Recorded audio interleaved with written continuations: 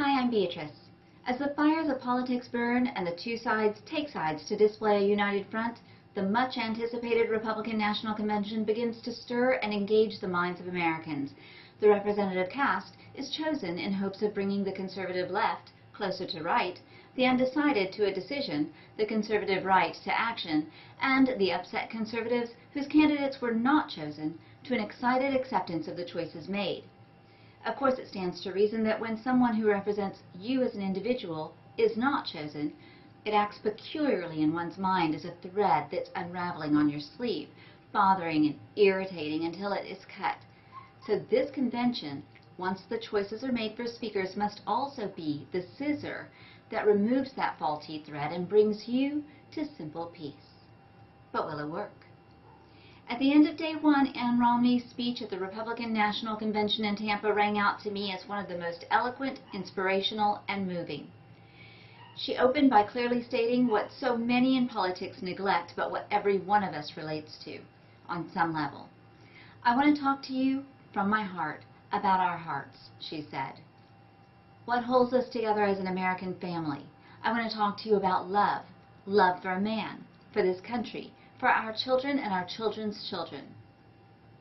The very heart of Mrs. Romney's beginning message was all about the basic and essential elements of what we as women teach and have learned for centuries, but what is faltering in our country now more than ever before. The family unit, the structure of a good home, the importance of good planning, the molding of young minds, and the stability of our children's futures are foremost in the minds of women and mothers everywhere and almost always.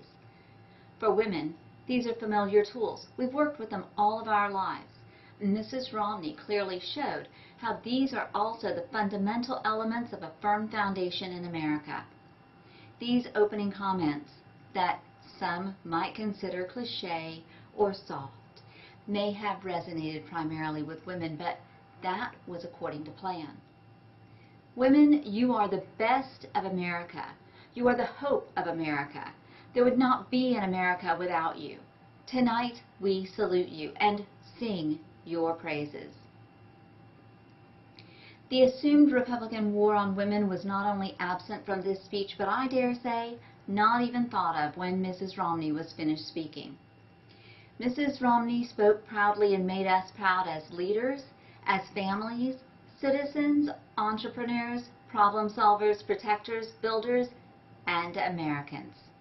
She told us how her husband, Mitt Romney, GOP candidate for President of the United States 2012, has been all of those things and succeeded, even at the hardest times or facing the toughest challenges and decisions. Perhaps this speech was just the thing that fence-sitters needed to hear to finally jump to the right side of the proverbial fence. But will these former perchers positively perform at the polls, or is it still too early to expect an exact ending? Time will tell, and the excitement is building, but one thing rang very clear. In Mrs. Romney's and all the speeches on day one of the Republican National Convention, the pride, generosity, determination, and heart of America that has been so lacking in the current administration is refreshing dry spirits and energizing tired minds. I'm Beatrice. Thanks for listening to All Fired Up Media.